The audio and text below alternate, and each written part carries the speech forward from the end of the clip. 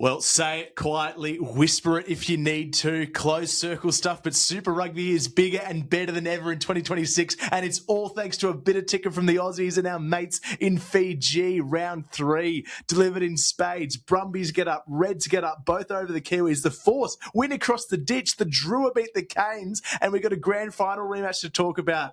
We're toey for more, we know you are too. Welcome back to the Scrumbags Rugby Podcast. Hearing from the crowds that you're as tough as woodpecker. Apologising for kicking a drop goal. Max Jorgensen, no, he didn't. Oh my goodness me! Rush there, rush! He's got the record. Tom Wright, just too good. This is ecstasy for Wallabies fans. It's about 8 p.m. on Sunday, the 1st of March. My name is Lachie Gray. My co-host Mitch Foster has been on dad duties all day, but Sundays are so much sweeter with the taste of Aussie's success. What a weekend of Super Rugby, Mitch. Oh, am I going to be the one that says it? Are you going to be the one that says it? It's been splashed all across New Zealand, of social media, rugby specifically. That New Zealand rugby just does not get Super Rugby. Clean sweep for the first time in... Geez, how long is it going to be? You'll have to tell me, but Aussie rugby's flying high this weekend, which is awesome. Oh, it's the best thing, and it's one of those conversations we have to bring up. Do they have the depth across the ditch for 5 teams? We've just got it. We're really worried about our brethren across the ditch. It seems like they all live here, to be honest. The DMs that we get from people living in Brisbane and the Gold Coast in particular, but really feeling for our Kiwi brethren today. Just a little taste of the past 24 years that we've experienced, and I'm sure it'll all turn around, but we've got to enjoy it while we've got it. And it doesn't get more enjoyable than Brumbies against Blues, which we're going to get into a tick. But a very quick plug, if you're not following us on Instagram or TikTok or Twitter, please jump across, get onto it. My fantasy has absolutely tanked already. I keep picking with the heart instead of the head. How's yours coming along, Mitch? I haven't checked, actually. I should have done that. I was going all right last week, and I think I've made some key additions this week, but I haven't checked it. So hopefully kicking along all right. Well, we're hoping that we can unlock the James Slipper to fly half move after what we saw on Saturday night. Brumbies 30 defeat the Blues 27. I don't even know where to begin with this one. I was watching with Nels on the couch, screaming, jumping up and down because the Brumbies looked down and out with 10 to play, but somehow they managed to pull that out of the fire. What a finish.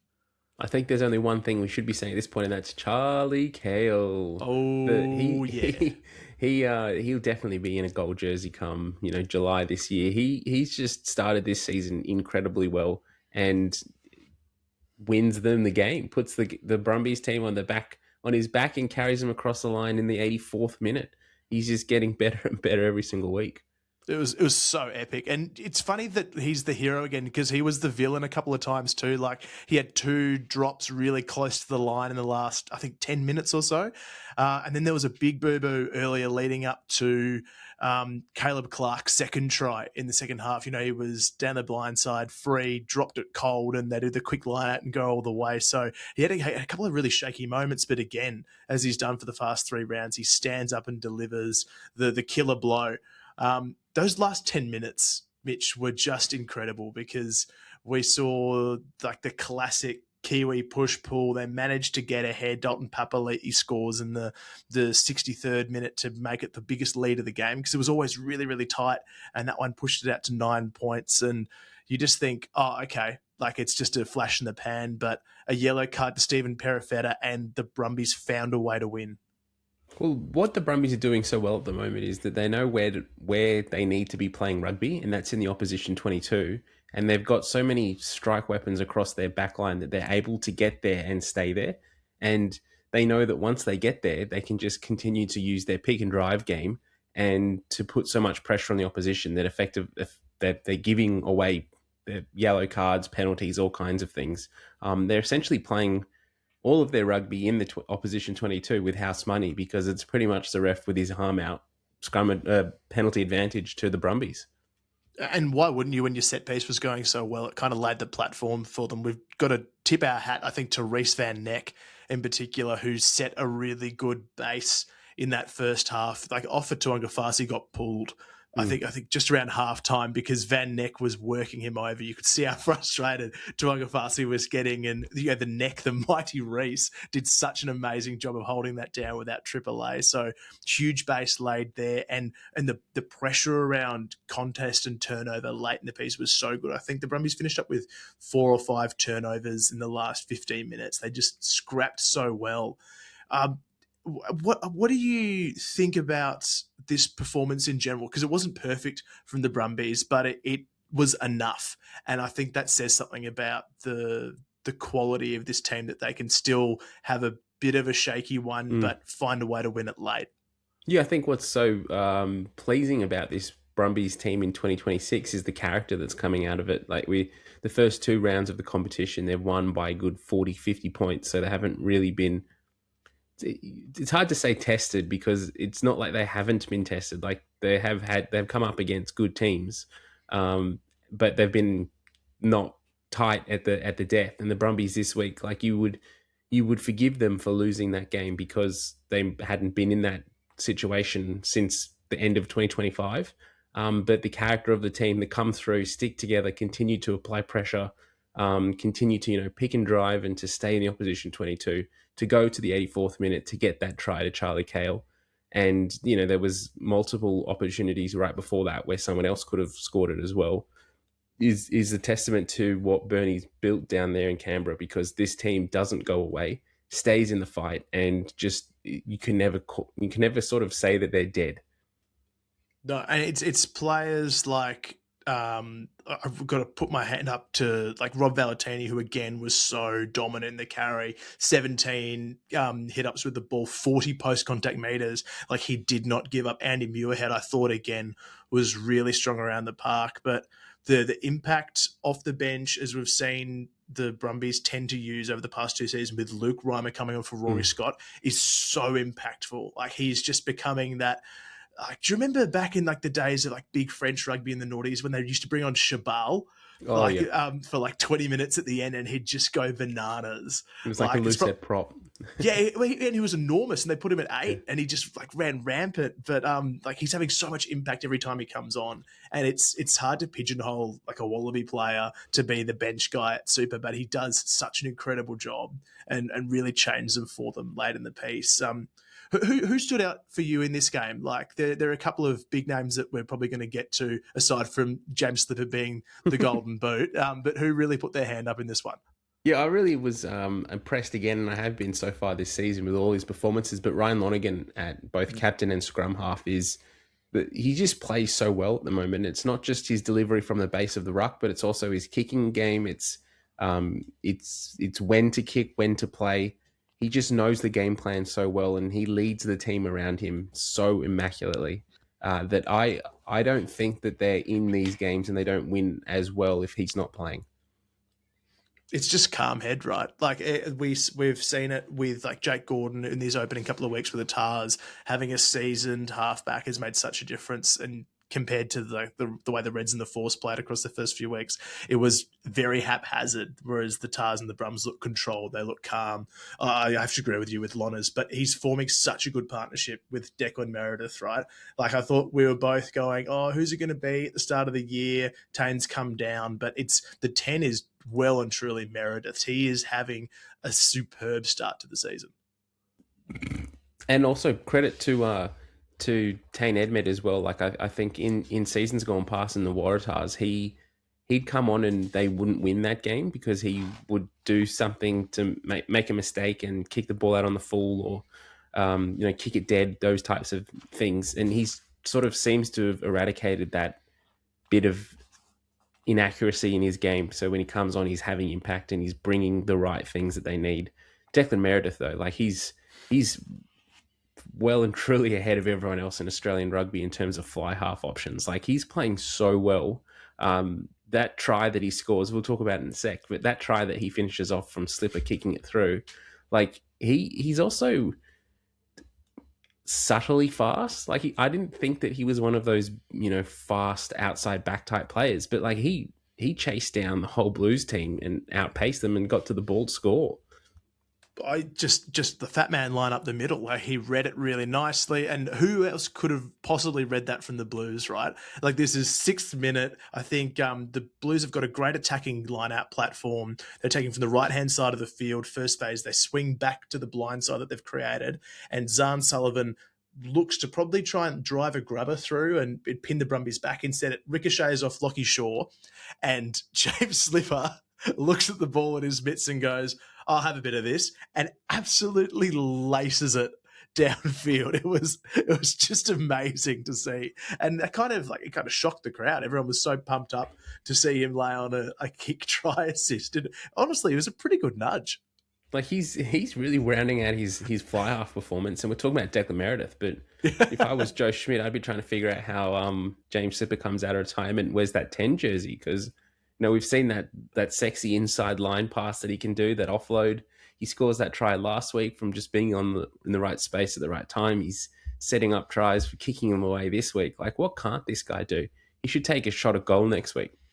Oh, I reckon they might let him too. If they get up over the Reds, or even the week after, touch wood, he makes it to 203. He becomes the best of all time as far as super appearances go. I would love to see Slippy have a crack off the tee. It'd just be awesome. I wanted to get your view on the set piece platform that they ran with, because we talked about the strength of the scrum. Particularly Van Neck doing well, but their rolling maul continues to be such a weapon, and like Billy Pollard's just finding pay all the time off the back of that. What do you think works for the Brumbies maul? It doesn't look like they do anything too fancy, but they just seem to keep it tight. And you work with the forwards, you've done a bit of coaching. Like, what do you like about that Brumbies set piece, particularly around the line out? The first thing in particular is that they set so quickly. Like that's one of the things that with a maul, you need everyone has their position. And I know you would be sitting on the sideline watching this kind of jumble of bodies and their plays everywhere, and you think that just looks like a dog's breakfast. But it's actually very well coached and very well orchestrated, that everyone in that forward pack has a job to do. And the Brumbies are the best in getting into that position as quickly as possible. They do it faster. And if you can do it just a second or two faster than your opposition, set and start to drive, that's when you get that ascendancy. Because if your opposition isn't set, then they don't have that pressure to push back on you. And you can start to eat into the gaps that they're not set. And that's what the Brumbies do so well. You would have kind of expected over the years that they're more... maybe might have lost some of its potency with some of the players that they've lost overseas. And the players like Tom Hooper, for example, was a huge player in terms of setting up and driving through the centre of the Brumbies maul. But, the next guy off the ranks comes in and fills that space completely. Scott Sear is another one that comes to mind. Like, he was so integral at setting that maul up. And yeah, they just look to be doing it so much better than everyone else. One thing I guess I would say that they need to be careful of, and Justin Harrison called out a few times in commentary, is the backs when they come in and join the maul, which is a little bit, it's not necessarily needed. But Ollie Sapsford did it 2 or 3 times where he actually joined the maul in front of the ball, which is illegal. And so you could get pinged straight away for that. And as good as you were in the maul, if your back comes in and joins in the wrong spot and you get pinged, well, you've just wasted that whole opportunity. So I think the Brumbies find themselves in a really good position at the moment, in that they've got this perception of being the best maul in Australian rugby or even Super Rugby. So when they go to the maul, the referees aren't looking at them and analysing every single detail, which they tend to do. They tend to look at the defensive team more often, and they get away with those little things. And it worked. It paid dividends, right? Like they backed it at the end. They got pay with the maul drive in the 23rd minute. So it was a consistent weapon throughout the game. The Blues still managed to find some good punch through the middle of the field. Like we saw Caden Pritchard came off before half time, so Hudson Crichton slots in, and they kept being able to punch through. Like that Cody Vi off the bench for the Blues, he gets through in the just after the hour mark and punches through, and that sets up the try for Dalton Papali'i. Do you think that there's any concern around that Brumbies midfield at the moment? Like obviously they've lost Lenny Kitau, which is a massive deal, but we didn't seem to see any cracks in the first 2 games. No, it didn't feel like it. And Pritchard's that guy that at the moment is sort of the glue for them. It'll be interesting to see. Like, he failed that HIA, so he didn't come back. So he's not available next week for Queensland. So they'll have to have a new combination there. And it'll be interesting to see if Queensland can highlight that as an area to attack. But yeah, that an injury to a team that is like so new in combinations in that area of the field, that's concerning. I have faith though that like Bernie Larkham knows what he's doing. Like he has all of these plans, and he's probably the best. The Brumbies are the best coach team in Australian rugby at the moment. Like their development of players coming through is like next to none. So I'm sure the next guy that steps up is going to be as good, if not better. And it's probably not going to be so much an issue for them. Yeah, and like the way that Ollie Sapsford played, I thought he was really impressive. Actually, he finishes up with I think 3 line breaks. He had so much punch around the park, and he like can cover the 13 channel as well. So you've got Sapsford, you've got Hudson Crichton who did a job off the pine. Like they still haven't used Jarrah McLeod yet in Super Rugby Pacific as well. That's a massive sort of weapon that you can pull out, and it would be a debut, but I mean, far out. He's shown that he can play on the big stage, so it would be super exciting to see him let off the chain. Again, it's something we touched on in the preseason too, but I've been so impressed with the Brumbies young forwards coming off the bench. Like Liam Bowen's been around for a little bit, and Shoppy obviously, but Alatini and McPherson. Like Toby missed a tackle late in the piece that ended up leading to a try, but like the work rate of those two, particularly Tavita, is so impressive. And to see a young tight head like come on for half an hour and put in big carries as well as scrum, like that's a great sign for Australian rugby. Well, it shows that they're confident, doesn't it? If you've got a new young player coming in an integral position like prop, that a lot of the time if you don't, particularly to start in their career, you don't sort of rely on them to be doing ruck clear-outs or carrying the ball so much. You just want them to do their set-piece job and do that well.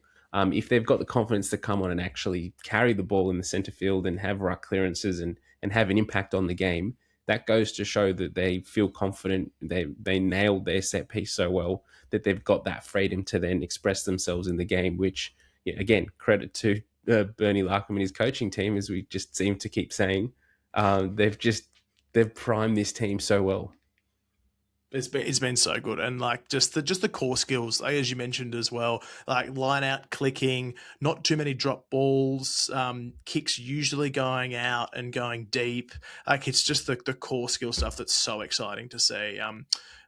Do you have a standout player or a moment or anything else on this game that you want to highlight? I feel like there are so many good bits that we can pick out. It's hard to do it justice. Yeah, no, it is. It's just the whole thing just seems really good from an Australian rugby perspective. A key player, just like I started at the top highlighting Charlie Cale, like to get through 80 minutes in that position and to have the strength to score the try at the end there. That's just so good to see him in this form again and playing good, long, solid minutes for the Brumbies. And the more that he does this, the better that he is, the better he's going to be in a gold jersey later in the year. So I hope he just continues to keep doing it, because everything he's doing at the moment, like you highlighted a few little things in the midfield, but for the most part, he's probably performing like an 8 or 9 out of 10 most weeks. Yeah, it's been a massive start, and it sets up such an exciting game next week. Brumbies and Reds. Cale, who's the in-form 8, coming up against Harry Wilson, who came back and had his own bits of magic against the Highlanders. We could probably pivot across to there. We were lucky enough to be repping scrum bags at the media box and at the press conference afterwards, which was great, to have a bit of a chat with the players and coaches and do some post-game with Big Lucan. But we want to talk about this result, 31-14. Not the most convincing bonus point win I think you've ever seen, but there were some champagne footy moments. That opening try was just amazing. Yeah, that's the sort of rugby that you like. That goes back to the 2011 type era of Reds that don't get me started on. Oh, it's too exciting. No, you start to think about Quaid kicking through and linking up with the Digby Wani and Will Genia and all those sort of players. Like it was that type of rugby that the Reds played in that year was just so exciting. And this try that they scored this week, Fluke kicks it through, Tim Ryan gets inside on it, and then finishes off to not Wilson. Wilson is the one that threw it under his legs for that little dirty tunnel ball. Oh, so nice. And like Fraser McGrath finishes backing it off. up. Yeah, it was just awesome. Like probably forward. I'm going to be honest. Like the tunnel ball pass looked like it was forward too. But like some of these things happen. There were so many tries, scrapped and disallowed, and I think that's probably a big part of what we want to talk about with this game as well. Because 31-14 seems confident and comfortable, but the Highlanders got over the chalk twice in the last 10 minutes, and both were disallowed. I know that you were blowing up in the chat saying try. The comms team for Stan were all saying try. I didn't see any vision of it grounded. So like it looked as though the ball was angled to be on the ground. But can you pay those kinds of Well, I think this was points? a refereeing technicality here, and I'm sure the Highlanders will be asking questions this week of the refereeing team. But Nick Berry was unsighted when he first went over, and so he was kind of late to come around the post. And so he actually sent it up saying, I've seen the ball held up at that point, so I've got no clear grounding, so I'm sending up as a no try, which in that instance, you actually need proof of it, like clear, obvious proof to overturn the decision that it is a try. And they didn't have that. And so I think benefit of the doubt, if they went up and said, I'm unsighted, I don't know, is this try or no try? They probably give it as a try. But the fact was it was sent up as I've got it held up, no try. Do you have anything to overturn it? And they didn't. So I've seen lots of comments of salty New Zealand fans, not only that decision, but a few others as well. A lot of people questioning how a former player of a team can referee them. I think that's also valid criticism. If this was 2 weeks' time and it's Waratahs and Reds and similar thing happened, I'm sure I'd be throwing my chips out as well.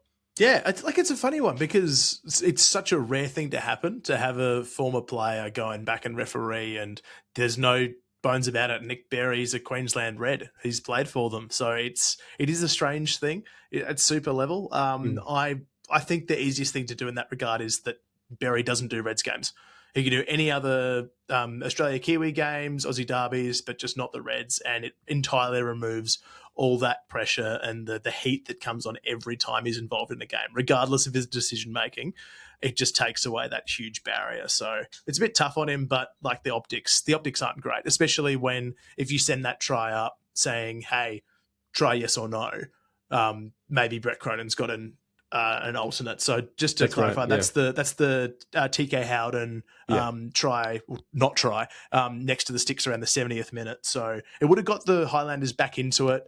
I don't know what you found it as, but I found it quite strange. Like there were 13,000 at Suncorp, which doesn't feel like a lot of people in a 50,000 seater.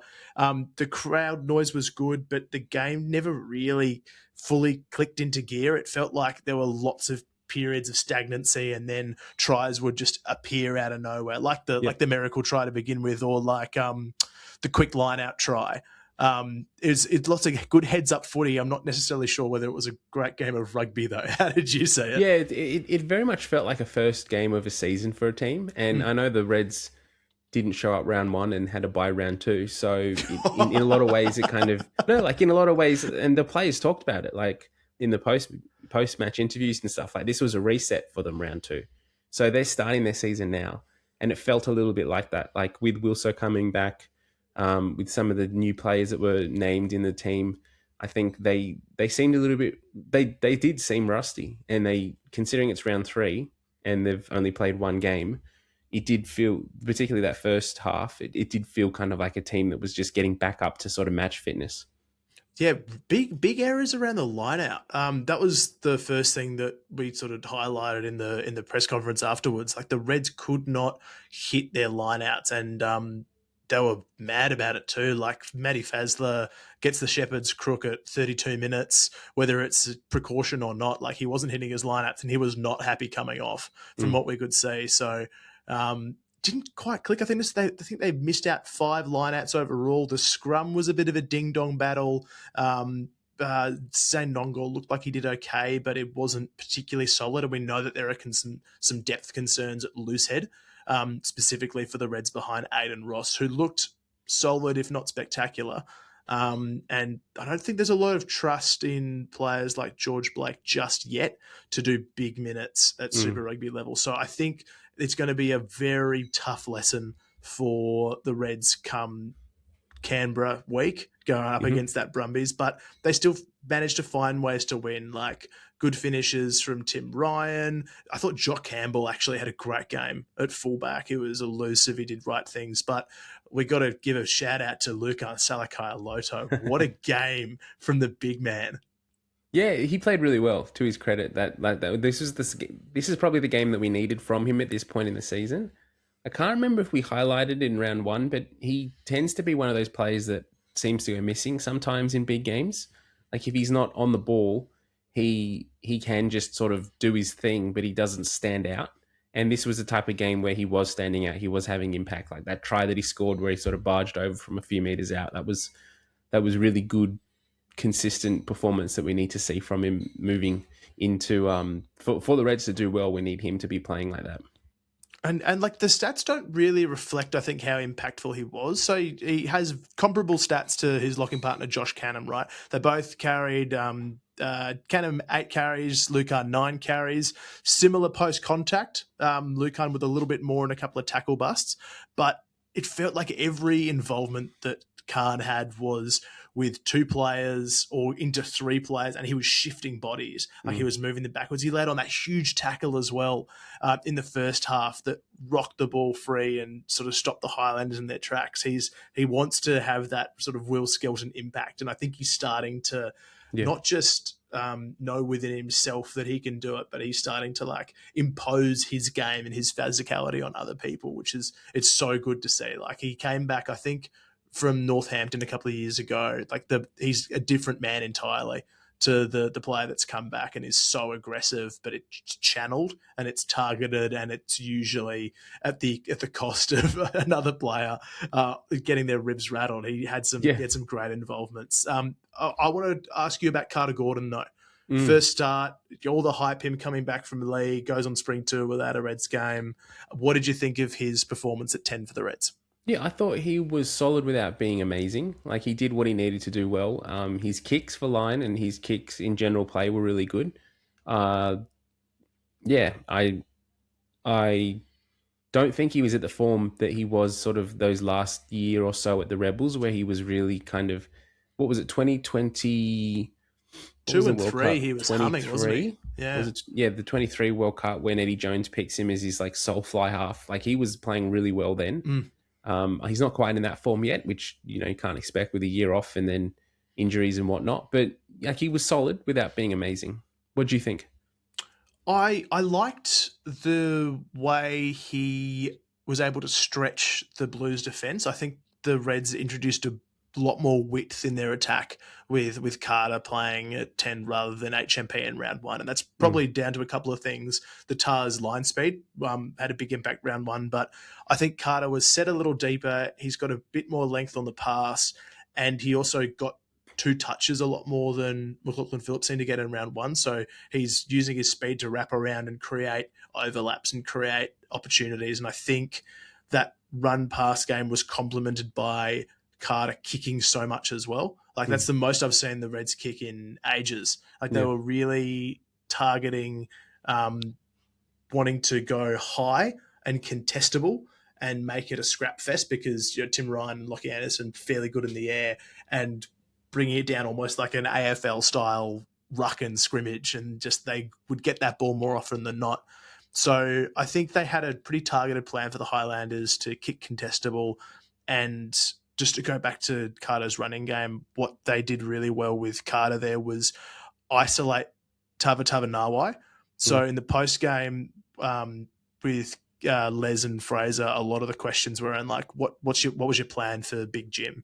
Because he's so good on the ball, but laterally he doesn't move too well in defence because he's such a solid unit. And by Carter getting the double touches, throwing longer passes, and helping to square up Tavatawa Nawai, it created opportunities outside him. So I think they played it perfectly. Yeah. I'm not sure how they'll go next week or with other teams, but it's a pass mark for sure, and I'd be very surprised to see Carter not wear the 10 next week. Definitely. And I think one thing, this isn't our preview for next week, but I think one thing that Carter is good at is taking the ball to the line, and he's not afraid to run it. And that's one. Not that Declan Meredith isn't afraid to run the ball either, but the Brumbies tend to play off him more than him going to the ball to the line. So that's probably one sort of change up where Carter could be targeting to run down Meredith's channel a bit more. Yeah, for sure. And like in fairness, Meredith can hit him too. So like that's going to be really exciting, right? You know, Meredith's been solid. These 3 opening rounds to come up against one of the Wallaby incumbents is going to be a great test. And Meredith got the chockies over Donaldson, right, in round 1 very easily. So this is going to be an awesome battle around that. Quick tip of the hat too to the Junkyard Dog, finding a bit of form again after a quiet 2025. So good to see a bit of cult hero stuff from there. Were there any other sort of standout moments or players from this game from your perspective, Mitch? I think it was good to see Harry Wilson back from injury, having good involvements, that little flick under the legs and whatnot, but also just doing his job around the field, which was good to see. How much longer is Tate out for? I think that's one area that the Reds are struggling a little bit. Yeah. They need Tate back soon. The Wirtshon starting is an interesting one for me when Kalani Thomas is back and available, but they seem to lean pretty heavily on the fact that Louis Wirtshon and Carter Gordon played a lot of junior footy together up on the sunny coast. So it was okay, but it's it is a big gulf between Tate and the rest. We bumped into him in the corridors on the way back from the press conference and we go, hey, how far off are you? And he said, soon. So very vague. I think they're going to try and downplay when he might come back. But you're right. The ruck speed isn't quite there. While having a left foot option like Wirtshon's helpful at halfback, I don't think it negates how much they've lost around Tate's running threat. Like think about all the meters or the tries they've got off quick taps, off just breaking off the ruck and going. Like they're a different prospect, right? With Tate there, so they'll look forward to him coming back for sure. And quick shout out to debutant Hamish Muller, gets on the field for his Super Rugby debut, and also Big Vice Latu. Oh my God, what a celebration for his try! Grubbers through, picks it up, messy ball. It's awesome to see. He did well for that, didn't he? He did really well. It was good hands, good presence of mind. I think it was like a little grubber from Daugunu. Like it was one of those nothing tries that just it popped up the Reds' way, and the big fella gets over. So big shout out to Vicey. That's an awesome try, mate. I think that just about wraps it up. A quick one to end it. Reds good or Highlanders bad? Bit of both, really. Like it didn't feel like this was a win by the Reds, but it also didn't feel like it was a loss by the Highlanders, if that makes sense. Like there wasn't anything that stood out for the Highlanders not winning the game, other than maybe just not being clinical enough with the ball in hand. Coming to rue those missed opportunities when they were in the 22, not getting that ball down, having those tries taken off them through the refereeing decisions. But in saying that, yeah, like you were just also saying with the Reds, they were scoring tries from nothing. So, can't take anything off them to come away with a bonus point win in your second outing of the season, but your first home game, like that's all you can ask for, really. So much to learn and work on for next week, but they'll take that for sure. Yeah, it's a good game coming up. I think it's the Highlanders and the Force in 2 weeks, I think. So they'll have their crack back at home. It might even be next week. But the Highlanders just looked off the course. Unless the Force against the Chiefs? Yeah, they've got their tour. But it just didn't look like the Highlanders from the first 2 weeks. They looked like really off the pace. It was a short turnaround, 6 days from their big game against the Chiefs, and they just looked a bit lethargic. So maybe put it down to that one. I think they'll be back better. I really like the look of Jack Taylor too, their hooker. I thought he had a really good game to start with there. And the bonus point, I think, sums it up perfectly because Reds probably didn't deserve it. Highlanders probably do enough to quite get theirs, or just like those tries at the end would have been so sweet for them to strip it away. And that's probably the difference between like the Reds Highlanders and the Force Moana, Mitch, because the Force get their win over there. They scrap hard for their first win since 2022 across the ditch, but they just let the gas off a little bit and let that bonus point slip in Pukekohe. Yeah, it was a good win for the Force. And, we were talking last week, I think it was on the pod, or maybe it was in extra time actually, that like out of this next block that they've got 3 games in New Zealand, they want to get a win. And this is probably the best opportunity for them. So to get the win and to come away with that is important. Did they lose the bonus point? It was that last try at the death. I can't remember who scored the very last one, but it just strips it away because it was 5 tries to 3. So yeah, it's just a killer bloke because it looked like they'd done enough, and it was a funny old start to the game too. Did you have Ben Donaldson in your fantasy team and then pull him? No, because I did, and I'm absolutely steaming. What was going on at the start there? Yeah, I don't know. I've seen all kinds of questions and commentary, and his mouth guard goes off, and so they pull him, but then it's actually like a false trigger, so he's all right to play, and I don't know how it all works. So weird. Just the warm-up. So Donaldson's off for the start of the game. Max Bury's on for 2 minutes, and then it all resets from there. But just to quickly recap, Force 35, Moana 19. Really good game from Ben Donaldson to steer them around. But I think probably the 2 players that we want to highlight, or at least I do to start with from the Force, Darby Lancaster coming back in. What a debut he had for his club. Yeah, and then that first try in the first few minutes, like that was really nice work from Donaldson to get it out there, but then a really good finish from Darby Lancaster as well. So he's the kind of player that he needs to be doing those sort of highlight reel kind of things, because in that position when you're up against Jorgensen, Potter, Peach, all these types of players in Wallabies gold, you need to be scoring these kind of tries that are on the highlight reels, because like there's just that much competition in Australian rugby at the moment. So good to see him get out there on the field, get his debut for the Force, and to start things off that way, even better. It was just gas, right? Like he scores the try early, he then makes that brilliant line break, I think maybe 24th, 25th minute in, and just scoots up the field. And like I think there was just an error from Jeremy Williams. Otherwise, they'd probably like much all the way up and go over. But so much to like about genuine gas on the wing. I think looking at like a wing combination of a Kunzel and a Palu, it just doesn't have the same threat. And then like the gas of Lancaster, he was so explosive and managed to do some really good things defensively just with his kick pressure and always chasing, always contesting. That was great. But George Bridge, he had an absolute nightmare coughing up the ball over the line under pressure from Denzel Samoa. But from there, he had a really good game. And I think he offered so much to straighten the line of attack. Like almost every carry, it looked like he was going, nah, I'm taking this unders line, we're going forward, we're making 3 or 4 meters and resetting. It was really good to, I think, square up Moana and then create space for those outside him. So huge props to George Bridge. We can't get a game without a Tizano try either. No, he's been hard looking for tries this season. Like every time they're in the 22, he's always loitering around the ruck, like he wants those tries. So I think there's a bit of an internal competition going on between him and Harry Johnson-Holmes, is who's going to score the most pick and drive tries. Because at the moment, when they get in that 22, they're sort of fighting each other to get out the ball. What did you make of this game? It's in its entirety. Like the Force obviously did enough. 5 tries is no mean feat. Moana looked a bit off the boil, to be honest. But what did you assess this performance as from the Force? Yeah, it was a bit of a seesawing type performance from the Force. Like they were in it and they did enough, and they kind of, like you said in the intro, they got their 5 tries and then they kind of took their foot off the brake, their foot off the accelerator, and sort of went to sleep a little bit at the wheel and allowed Moana to finish strong.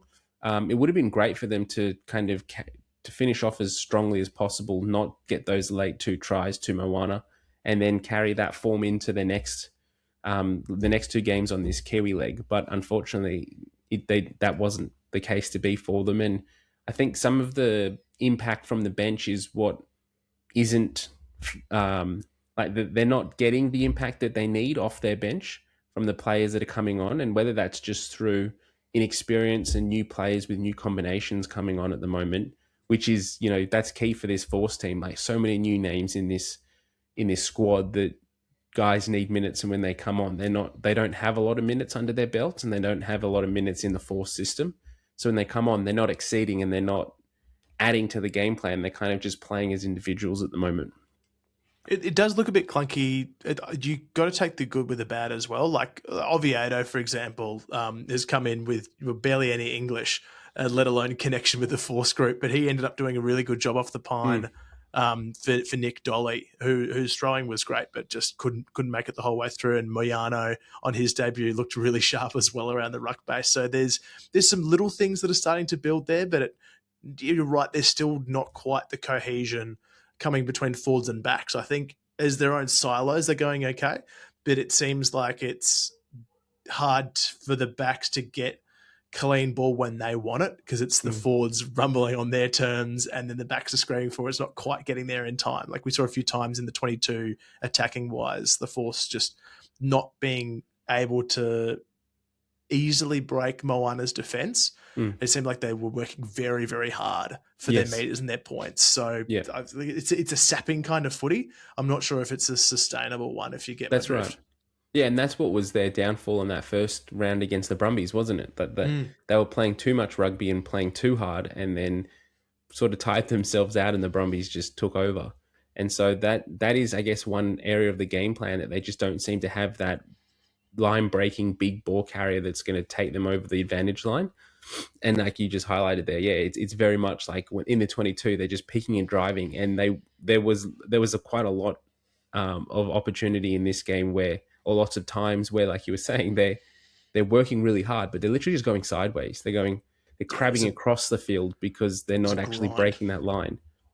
So, and maybe you're right. Maybe it is down to like the sheer lack of size, because like Williams is a solid unit at 6, and then they've got Molina and Swain in the row, who are both big men, but it doesn't look like they're getting the same punch or carry as the Brums or the Tars or the Reds are at the moment, just through the middle. So I'm not sure who needs to step up, or who can be that big aggressive ball carrier. Like Ekawasi is a really solid unit, but maybe they're really missing out on champion De Crepney. Like I feel like he's really been sorely missed against the Blues and the Moana, because he was so good that opening 20 against the Brumbies, and sort of their fortunes haven't really been the same without him.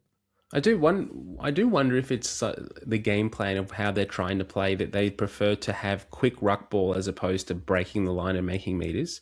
Because one thing I did notice a few times in this game was with Ekawasi particularly, was as he took the ball at the back of the ruck, he didn't kind of just try to punch his head and shoulders through and keep driving through contact. He almost would hit contact and then want to go straight to ground. Sort of, he'd already be turning his shoulders and his hips in the contact, ready for the ball place. And so I do wonder if that's more of a coaching tactical decision from them, that they'd rather just hit, quickly recycle, and keep doing that consecutively to try and get a line break, as opposed to having just big ball carriers constantly breaking the line and moving up the field. I think you're onto something there, because we saw Hamish Stewart also surrender a couple of times as well, in a bid to get a quicker recycle. So maybe that is part of the build lots of phases, build lots of pressure, wait for a penalty or an error, rather than trying to just muscle straight through the line. So we'll have to keep an eye on that as the Force continue their tour. It's going to be an interesting couple of weeks for the Western Force. They're finally back their first win.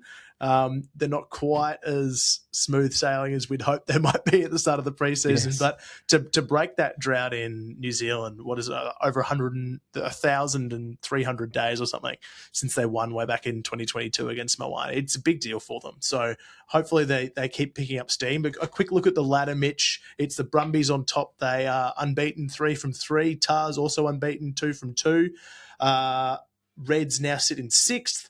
The Force sit in 9th. That kind of wraps up our Aussie teams, but we had some other games as well over the weekend, and let's quickly cast our eye to Lautoka, where the Drua did the impossible against the Hurricanes in driving conditions. I don't think anyone saw a 25-20 win to the Drua coming. This is one of those games where I was watching it and I was thinking like this, That first half particularly, there was a few times I'm like, what needs to happen for them to call this game off? Like this is getting dangerous. The field is not getting better the more they play. The players are getting dirtier. There was one passage of play where the ball was dropped like 6 times. It was just like, not all of them were knock-ons. A lot of them went backwards, but it just was, no one could pick it up. No one could do anything. And it was just really, really scrappy. This game highlights for me, if you haven't seen it, go and just catch the highlights, because it's not really your typical Super Rugby performance. Like, it's wet, it's sticky, it's the ground's not great, it's muddy. You can't scrum, you can't ruck, you can't pass more than 30 centimeters. You couldn't really play rugby at all. You can't kick, and this typifies for me how the Drua get wins in this competition, is because teams come to Fiji and they are not used to playing in these conditions. And the conditions, unfortunately, in this situation is not up to Super Rugby level. Like, I'm talking about... It wasn't. Like, no one's watching that going, yeah, this is normal. Like, this looks like Eden Park or... where do they play? Waikato, the Chiefs Stadium. Like, it did not look like a Super Rugby field. And like, the Canes, to their credit, did enough to sort of just keep ahead of things in the driving conditions. They're basically playing against 17, right? You've got the Fijian crowd still going bananas in the driving rain, and you've got those like impossible to handle rainy conditions. So the fact that they're even up 17-13 at half time, you go, wow, they're actually on here. And then, like, as soon as they throw the little intercept pass, just one moment, and Sama Vodre races away, scores under the sticks, and it just, like, the floodgates literally opened. Fiji found their voice. We know that they're such a momentum team. When they're up, they're untouchable. I think every team we've ever loved, whether it's a Super or an Australian team, has borne the brunt of Fijian optimism, and they just played so freely in the wet. Like, the handling for Wanga to just gun it down the sidelines and grab onto that long ball to score what was their match winner. Like, it's so good to watch. And while they played on what was essentially a paddock by the end of it, because it was so chopped up and messy, they still made it look good. And it was just like, it felt inevitable that Fiji would somehow do it as soon as the heavens kept pumping down. It means that everyone's got to win now, though, which is great. Yes, that's true. Yeah, this competition is like everyone's taking wins off each other. The funniest thing for me in this game was there's a shot in the opening stages of the second half where the players, they're setting a scrum and it's pouring. Everyone's dirty. Ben O'Keefe, the referee's dirty. Everything. The touchies are dirty. And then it just pans to the coaches' boxes or sitting there in aircon. And it's like, they look like they just had a shower. They look clean. They look refreshed. And it's like, that's where I want to be sitting. Absolutely. Nice and dry. You don't want to be the runner. There was no fans. They looked better than fans did. Like, they were all soaked as well. It was honestly, it was torrential. It was so nuts. And I don't think you can find a bigger disparity in games between, like, the absolute scrapfest than that was and what we saw in Hamilton grand final rematch. Like, we don't usually go all in on Kiwi games or Kiwi derbies, but when it's Chiefs v Crusaders and the cowbells are ringing and the Chiefs are up and you think, wow, here we go again, of course the Crusaders come back. In a game like this, they win 43-33. They put on 36 unanswered points in a blitz just before and all through halftime, second half. It was insane. It makes the Brumbies look good too. Far out. What did you pick out of this game? I know we've kind of gone through the highlights, but there were some amazing tries. I've only seen little bits and pieces of this one, so I was out at the time.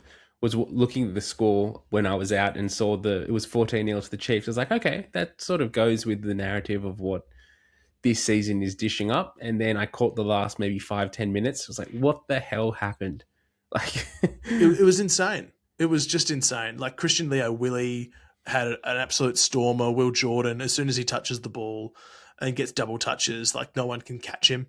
So, and I think it just showed that the Crusaders are, like, you can never tip against them, really. It doesn't matter the circumstances. They've just had 50 put on them at home by the Brumbies. Of course they're going to come out and do this to the Chiefs, who were like everyone's red hot finalist favourites again. Like it's just insane, and it shows right like how good a product Super is at the moment. Like you mentioned it before with the Fiji Canes result, but it's just awesome. Like every game you turn on this season has just been unpredictable, has been fun. It's a hell of a brand of rugby that Southern Hemisphere is dishing up. Yeah, that's right. And I think it's the perfect time at the moment as well with what's happening in the Northern Hemisphere and talks of this, this global season that's been dished about and whatnot. But to see that this competition is up and running and kicking and that everyone is, being competitive and that these games are ridiculously hard to tip, like I have done shockingly this season with my tips, is a good thing because it means that, you never know who's going to win and each game's competitive and no one's getting really cricket scores put on them. Yeah, well, if they are, they're dishing it back as well. Like it's been pretty high scoring across the board.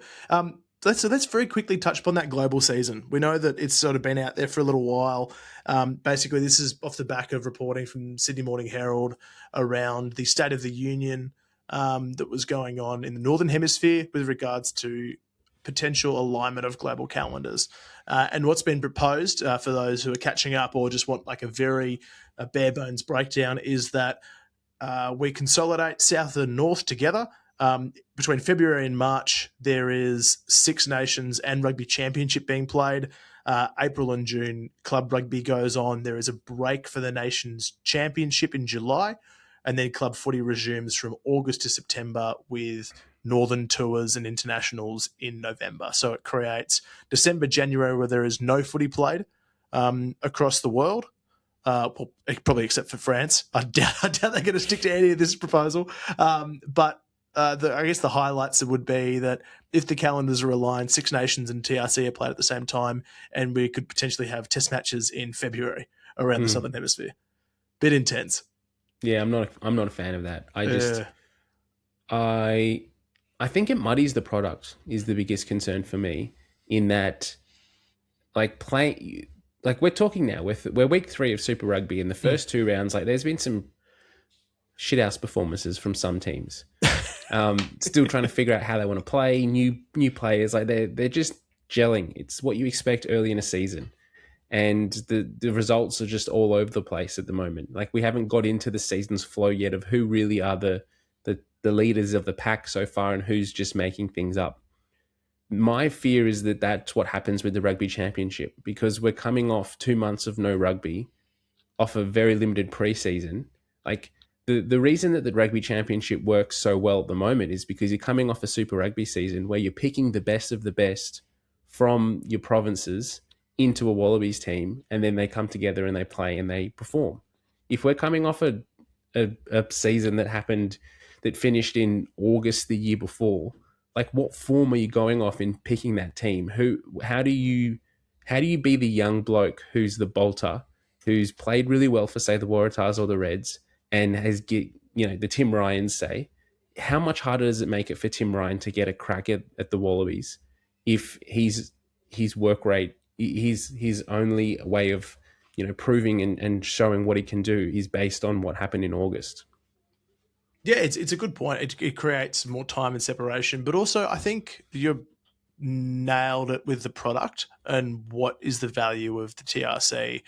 I think World Rugby and Sansa have kind of shown their hand in that they don't value it as much because obviously it's no longer an annual thing. That's probably led to these kind of discussions happening with the TRC, and maybe that's a way that South Africa and New Zealand can move back to it being annual by having it that early in the year and create the space for their back and forward, world's greatest wank off tours.